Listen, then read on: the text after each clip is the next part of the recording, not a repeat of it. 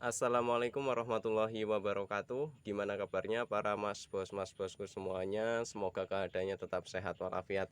Oke, jadi di kesempatan video kali ini ya, sesuai dengan requestan para mas bos semua.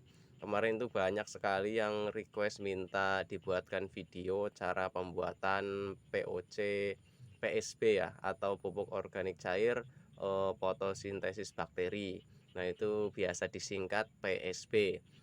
Nah, jadi kali ini di depan kamera ini sudah ada bahan-bahan dasar ya, atau bahan-bahan untuk pembuatan pupuk PSB. Nah, yang pertama yaitu ada telur. Nah, kalau untuk telur sendiri ini kita bisa menggunakan telur ayam ras, telur ayam kampung maupun telur bebek ya. Terus yang kedua ini ada penyedap rasa. Ini ada penyedap rasa mereknya Mikimoto ya. Selain Mikimoto kita juga bisa menggunakan Ajinomoto. Nah, yang penting itu penyedap rasa micin ya, seperti ini. Terus yang ketiga yaitu ada air mineral atau air bersih. Sebenarnya bukan air bersih sih, kita bisa juga ngambil air sungai atau air dari kolam. Nah, yang penting itu jangan air yang sudah tercemari seperti tercemari kaporit atau tercemari bahan-bahan kimia ya. Nah, itu yang tidak disarankan. Nah, kalau misalkan kolam terusan sungai nggak ada ya, kita bisa juga ngambil dari air sumur. Yang penting air yang tidak tercemari kaporit yang seperti sudah saya sebutkan tadi. Nah, wadahnya sendiri ini saya menggunakan bekas botol aqua yang 1,5 liter. Nah, ini botolnya sendiri harus yang transparan. Nah, kenapa kok transparan? Agar nanti ketika pembuatan proses fermentasi PSB itu agar lebih cepat. Jadi tidak saya sarankan menggunakan botol-botol yang berwarna seperti botol Sprite, itu kan warnanya hijau. Nah, itu jadi dalam proses fermentasinya nanti agak lambat. Jadi gunakan saja yang transparan seperti botol aqua seperti ini. Nah, jadi yang pertama kita lakukan yaitu pengocokan telur terlebih dahulu dan micin. Nah, jadi kita pecah telurnya terlebih dahulu.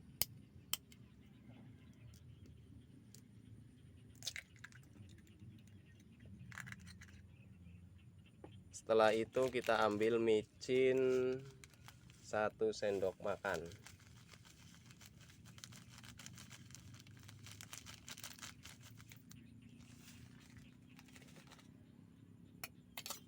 Nah, kita kocok sampai benar-benar jadi cair ya.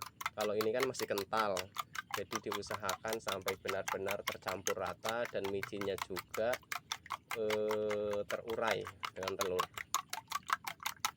Nah, untuk pembuatannya sendiri ini 1 butir telur dan 1 sendok makan micin itu untuk 2 botol aqua 1,5 liter ya.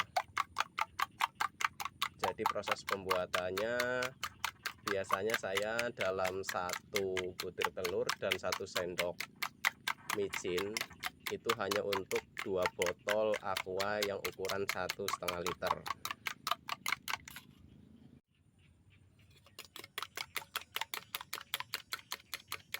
Nah, ini sudah cair ya, tidak kental lagi.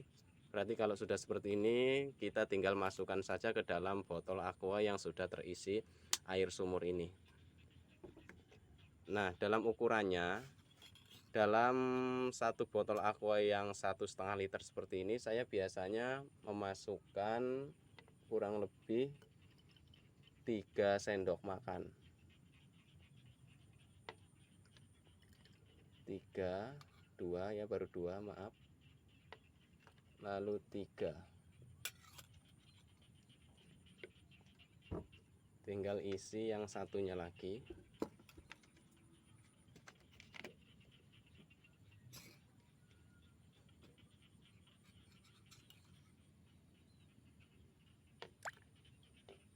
Satu,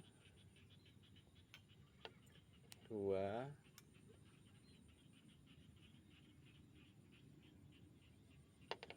3. Kalau masih ada lebih sedikit tambahkan lagi, 4 enggak masalah. 4. lalu kita tutup sampai benar-benar rapat. Kita kocok terlebih dahulu.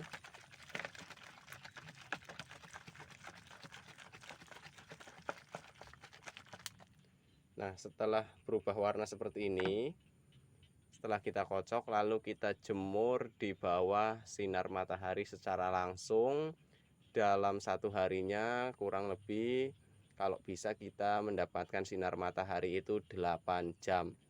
Jadi artinya ketika pembuatan pupuk PSB ini itu lebih bagusnya itu di waktu kemarau ya, tidak di musim penghujan.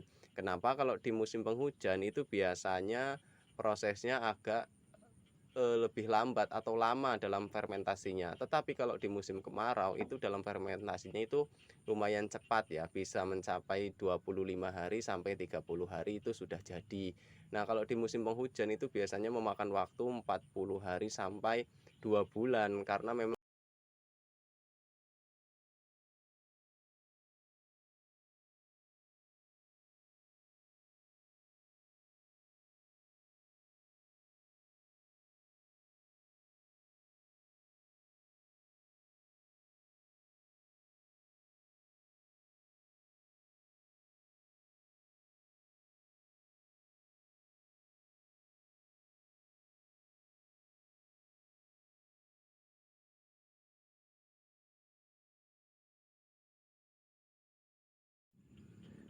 Nah, saya perlu sampaikan lagi, nanti ketika dijemur itu sekitar 2 hari, nanti dia akan mengendap ya di bawah. Nah, ketika mengendap, nanti kita kocok saja seperti ini. Jadi diusahakan jangan sampai mengendap, nanti ada endapan ya. Nah, setelah dikocok kan nanti dia akan tercampur lagi dengan air, lalu dijemur lagi. Pokoknya jangan sampai mengendap. Terus kalau ada hujan, jangan sampai terkena air hujan secara langsung, itu kalau bisa. Nah, nanti kita tunggu selama kurang lebih 30 hari, nanti dia akan berubah warna menjadi merah.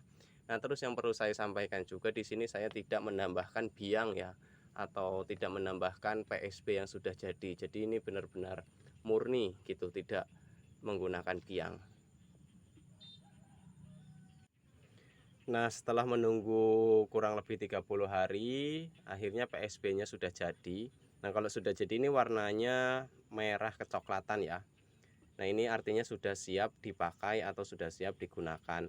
Nah, PSB sendiri ini bisa digunakan untuk semua jenis tanaman seperti tanaman pangan, tanaman hortikultura, tanaman perkebunan maupun tanaman hias. Terus cara aplikasinya ini yang paling bagus dispray atau disemprot. Jadi apabila dikocor itu kurang efektif atau kurang maksimal hasilnya. Kenapa? Karena dari namanya saja PSB, fotosintesis bakteri. Yang mana PSB ini yaitu bakterinya itu membutuhkan energi cahaya matahari dalam fiksasi nitrogen di udara atau nitrogen bebas. Jadi ketika kita semprotkan, nah otomatis nanti bakterinya akan menempel di daun. Nah, disitulah dia akan bekerja untuk menyuburkan tanaman kita. Jadi kurang lebih seperti itu. Terus untuk dosisnya sendiri dalam ukuran tangki 16 liter biasanya saya menggunakan 1 gelas yang ukuran 250 ml ya, atau 1 gelas aqua. Jadi saya ulangi lagi, dalam ukuran tangki 16 liter saya menggunakan PSB ini kurang lebih 250 ml. Terus bisa juga ditambahkan atau dimix atau dicampur dengan pupuk organik cair lainnya, atau bisa digunakan dengan pestisida organik maupun pestisida kimia sintetis. Jadi penjelasannya kurang lebih seperti itu. Apabila ada yang kurang jelas silakan tanyakan di kolom komentar. Sekian, terima kasih.